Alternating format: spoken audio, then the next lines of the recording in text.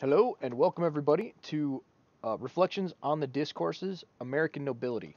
So this is kind of continuing. I don't know how many of these I'm going to end up doing, but as I'm going through, I had some more stuff to talk about that didn't really fit into my last videos. Is a little bit off topic, so um, I wanted to go through this. And this is the concept that the American nobility. Well, it basically goes uh, from this question: Was doing away with the concept of nobility a mistake for America? Um, and basically, what I mean by that is societies, European societies, and I guess most societies throughout the world, if they are a developed nation or uh, other groups, try and have they have like a plebeian class and they have a nobility class. Rome had it, even though they're a republic, and America has a de facto one, but we try to act like oh, if you just pull yourself up by your bootstraps, anybody can make it in America, and you can be part of the ruling elite and all that stuff. And that's just not a true reality. And what are some of the ramifications that have fallen out from that? So this is kind of some of the idea that I'm working on and kind of working through. So here are my thoughts on it, and let me know down the comments what you guys think. If this is on, if there's maybe some other stuff to add, because it's an ongoing thought within my head. So in most other societies, there's a delineation between a class of elites, usually known as nobles or aristocrats, among other names, and a group of commoners, masses, plebes, etc. It was the understanding of the plebs that those of the nobility would be the ones running the public institutions. With that understanding, however, came a responsibility to be good stewards of the public institutions and rule in a fair and just manner. The nobility got power out of this deal, something that they desire supremely. The plebs got a stable society in which to raise a family in and conduct their lives. Things didn't always work in this manner, but overall, the distinction of peoples helped define limits and expectations. Then America comes along with its wild views derived from the Enlightenment and does away with this concept of nobility. Now, despite this delineation existing still, simply look how incestuous. Oh, Despite this delineation still existing, by looking at the incestuous nature of DC, it becomes quite obvious that there is a club that most of us are not in. Uh, and also looking at the founding fathers and how they definitely, the way we look at the founding fathers and a lot of the people that kind of came from up the upper echelons of Europe and the higher classes of the places in the colonies, there was the people that helped get the Declaration of Independence written and the Constitution were of the noble class, despite the fact that they didn't want this this thing to be defined within our society. Despite that, people are hard pressed to believe that a nobility exists within the United States. They might state the idea that someone coming from humble origins to make it as can make it to the top. While this is true, this ignores the fact that exceptional people among the plebs also had the chance to rise up to the status of noble. So the American system is not unique in this regard, and it was with pretty rare exception that this would happen, right? And it's same in the American system, right? Uh, but the Romans would allow newer comers to this kind of thing through some of it was because they lost power due to like the noble classically noble families found themselves competing with merchants and other people who had become extremely wealthy and could use that wealth to create influence and power and various things like that. So they kind of had to say, all right, you can be welcomed into these noble houses, but sometimes there was also just very exceptional people. I guess Napoleon. This isn't obviously a Roman example, but Napoleon might be an example, right? He was just a gunner kind of person. He happened to have a knack for extreme. He had an exceptionalism kind of deal. Uh, Actually, that's a bad example because that happened during the French Revolution, which was uh, the entire thing was about doing away with nobility and going a more extreme route than America did. So never mind, ignore that. um, However, this does create an issue in that because there is no longer a defined class of nobility, it makes it much harder to hold them accountable for their actions and not holding up their for not holding up their end of the bargain. For the people in power, it is great because unaccountable power is the thing that they crave the most outside of the acquisition of more of it. This unaccountability allows the nobles to exercise their power in any manner they see fit, which usually means abusing it for personal gain. Thus, the line of all men are created equal doomed America to a nobility that was no longer constrained by their natural duties as stewards of the nation.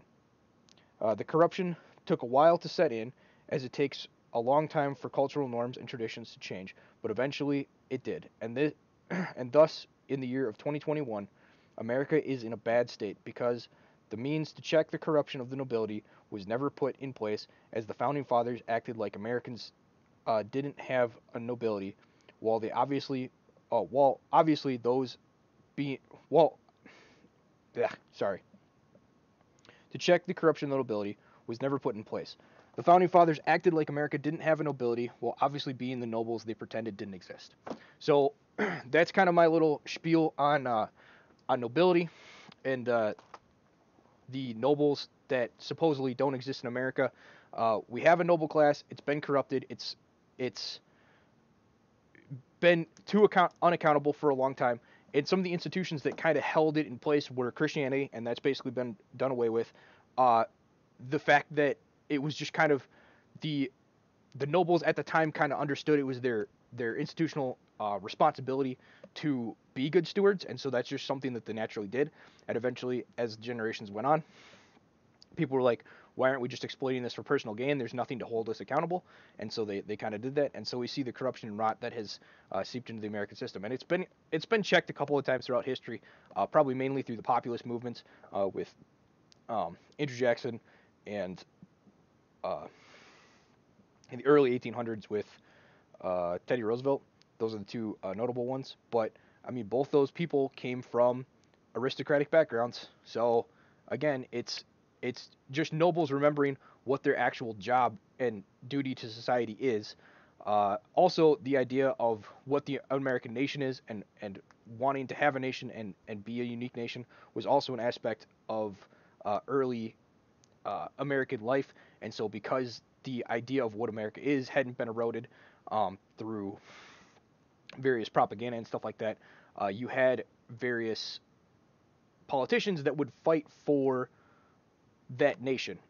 Trump is doing a good job of it now, but usually that was missing or wasn't missing, and it was a natural part of the psyche of much of the American system. So that helped check some of this corruption, even though there was no actual institution in place to make sure this didn't happen. And I don't know exactly what an institution like that would look like. Um, the Romans had the tribunals, and that's kind of how they dealt with that. And even the tribunals, the position of tribunals was held by a um, what are they called? A nobility. And in America, that system's basically supposed to be the it's not the House of Commons. It's the House. The in Congress you have the Senate and you have the House of Representatives. The representatives are supposed to be your more everyday type person. And to be fair, they're not all necessarily of noble class and stuff like that. They're to get to that position, it is a little bit more your everyday kind of person. But uh, it's still like this level of like unaccountability and checks and balances on it. It feels like it's been very deleterious to the American system. Let me know if you guys think differently. So that was basically what I had in American nobility. Now we're gonna kind of talk about some other things that have come up um, during the readings of Machiavelli. So one thing that I found interesting, and this kind of goes hand in hand with what we talked about a little bit, is this idea of people that make decisions. I think I talked about this last time, but I'm going to talk about it again because it does connect in. So Machiavelli makes an interesting point that the seemingly fickle nature of the masses does not derive from anything inherently wrong with masses over an individual, but instead is based on the difference of the rule of law versus the law of ruler systems of governance. He claims that if there is no guiding principle for people to make their decisions off of, then the possible final outcome of the decisions hasn't been contemplated and made law, that coherent, uh, then coherence in a masses of people or an individual, the decisions will be arbitrary and inconsistent. However, uh, where this guiding light does exist, both masses and individuals can be sober and judicious, make sober and judicious decisions. This phenomenon can be seen when individuals are having a discussion and one has a set of principles and the other is working from uh, does not. And I did talk about this now that I'm reading through this. But anyway, the prime example is Joe Rogan. Whenever somebody goes onto his show, he doesn't actually have any views or uh, principles that he stands by. So whatever the guest thinks is what he thinks at that moment. And it's the greatest thing that's ever happened, and it's a totally new and revolutionary thing, despite the fact that he either could have A, heard about it before, or B, has supposedly agreed with a position literally an hour before that is completely 180 to the position that this other person is laying out. So that's the classic example there. Uh, Moving on to the next interesting thing is uh, Machiavelli's ideas on uh, things or promises made under duress. So in book 3, chapter 42, I don't know why I skipped so far ahead, but anyway, it's called Promises Made Under Duress Do Not Have to Be Kept. It is interesting that Machiavelli says uh, this that there is no shame in breaking promises if they are made under duress. Also, that promises made under duress that concern the common well-being will always be broken. Uh, and what I mean by that is, if someone's basically threatened and says, uh, you're going, like, let's say an army loses and they say, all right, you're going to go back to your people, and here's all the demands that we have of you, and you're going to enforce these demands, and the and those demands are not in the well-being of those people that are have those demands put on them, then those promises in that treaty are not going to be kept. I guess a great example of this is the Treaty of Versailles after World War One. The Allies basically went to Germany and they're like, here's all the stuff that we're going to force on you, and that's how it's going to be. And Germany was basically in a position where they were forced into it because supposedly the war had ended and everybody had packed up their armies, but Britain decided to not let them get any food by continuing the blockade. So I guess the war hadn't ended for Britain, and starving a bunch of the Germans to death. And so they basically agreed to it so that they could get their people food, and they were very bitter about that, and they were not going to keep that promise. And voila, World War II happens. Big fucking surprise. um, so anyway, uh, the interesting thing that this ties into is debt. So this ties into a point from Bare Metal by E. Michael Jones that points out that many times loans are given to those that are in need of charity. Because of the duress of their situation, they find themselves uh, the because of the duress of the situation they find themselves in, they take on loans that they have no way or no means of ever being able to pay off. And usually, with a lot of loans he was talking about, they were talking about actually from the time of Niccolo Machiavelli, and funnily enough, the Medici family, who's the one that he's writing for, um, and like the loan percentages were something like 43.5%. It was insane. Um, so there's no, like, they're higher than credit cards today, and credit cards are exorbitant today.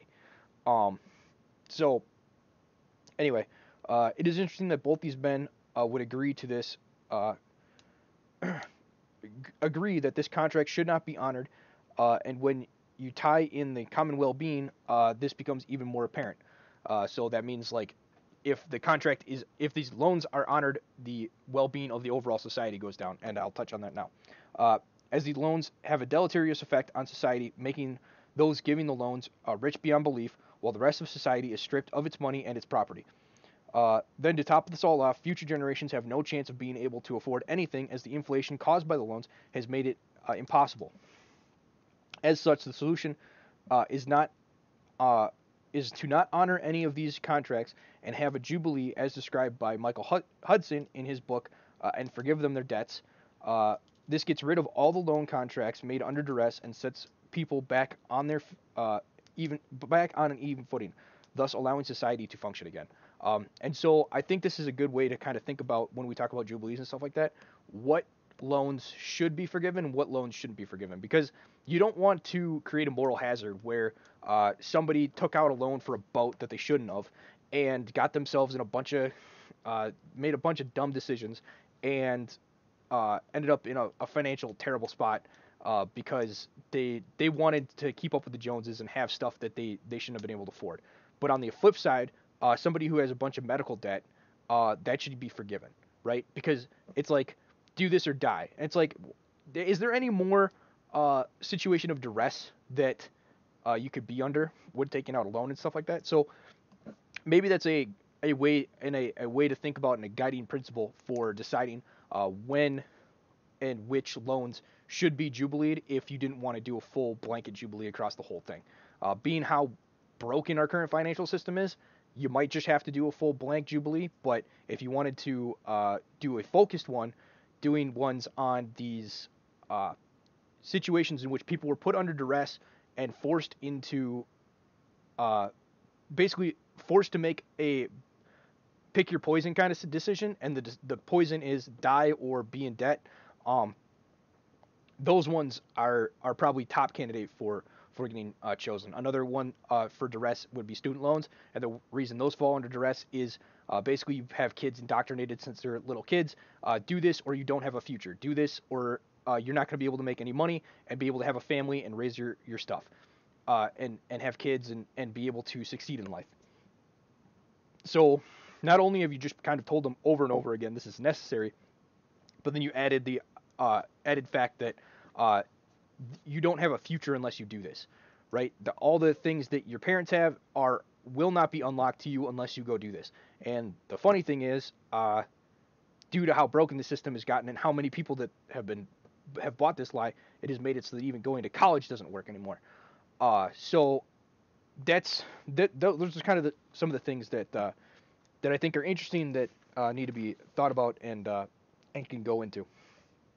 Uh, I think that is all I have on Machiavelli here. Oh, I guess one last thing. One last final thing on Machiavelli. This again has nothing to do with nobility, but I want to touch on this because I don't think it's going to fit in. Every once in a while, he talks about warfare and how to conduct war. What are the important principles of war? And a lot of what he talks about is not conducive to. It's very specific to that time period. So in book 2, chapter 17, he talks about how there's an over reliance on this idea that artillery is the best thing that's ever made. It's it's a thing that carries the army, and eventually, it was funny. He says this phrase: "Eventually, the entire battlefield will just be artillery." Which I guess if you think about small arms as artillery, it kind of got to that point, but that's not what they're talking about. Um, anyway, it kind of this idea that everything will be artillery kind of reminds me of the same uh, dogma that people had when it came to dogfighting in the 60s. So they, as missiles, guided missiles and lockdown missiles became a thing, the uh, U.S. Air Force decided to do away with machine guns and stuff like that on their planes because they're like, well, you're gonna fight people from like miles away. You're gonna lock on. They're gonna be over the horizon, or they're gonna be beyond visual sight. You're never gonna be so close that you're gonna need a machine gun to defend yourself, or you're like the days of dogfighting are over. Is basically what people came to the conclusion to. This ended up with the design of the was it the F-14 or not the Tomcat. It was I think it was the one before the 14. The one that has like the shark face on it is the classic one. I don't remember the name of it. But it ended up being like they didn't have a machine gun built in because that was not part of the design. They're like, we don't. The Air Force told them we don't need it. Don't worry about it. And this ended up being a massive problem, and they had to like figure out a way to mount machine guns to like where you were gonna have missile ports because they needed them so badly because they just had this assumption that oh well this direction's inevitable, this idea that close combat warfare is it's no longer going to happen kind of thing. And it was so wrong. And so the same thing happened back in Machiavelli's day. It's happening today. And so you also see this kind of hubris and mistake happening when it comes to technology and uh, the U.S. military and how they conduct themselves. You saw it in Vietnam with the missile thing. You see it again today with the idea that if we can just strap more technology to our soldiers, they'll be better fighting machines when fourth generation warfare is absolutely just whooping their butt. So let's dive into this. Machiavelli warns about an over reliance and trust placed on in artillery in his day and age, claiming that in defensive capability is overstated and is only effective in a layered defensive strategy. This similar lesson can be translated to our own time, but instead of artillery, it is an over reliance on high tech equipment and gizmos. The desire to stop or to strap a supercomputer to a soldier has gotten so out of hand that they are working on exosuits so that soldiers can carry more crap uh, when they already have a 200-pound pack. No, by the way. This point is further emphasized when comparing the enemy that we are fighting and the most effective way to beat them. Our enemy has basic small arms with limited explosive capabilities like modern RPGs and limited machine gun fire as well.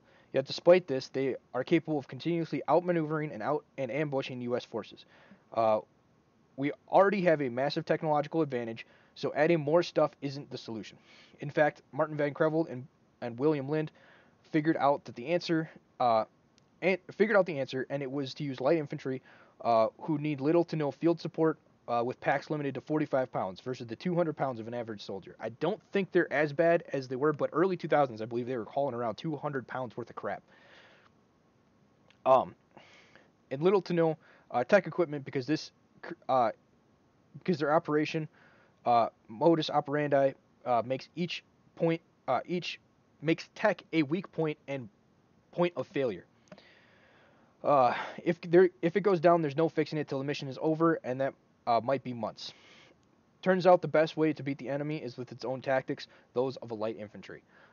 So that's just kind of interesting point. There's something that Machiavelli kind of he's talking about in his contemporary time of this is overrated, but you can take that lesson and say, okay, well, what are the things that people overrate in our time? And it's definitely technology, and it has weaknesses. It can be overlooked. At the end of the day, you need boots on the ground, holding positions, and it doesn't matter if you have the coolest computer in the world halfway across the country.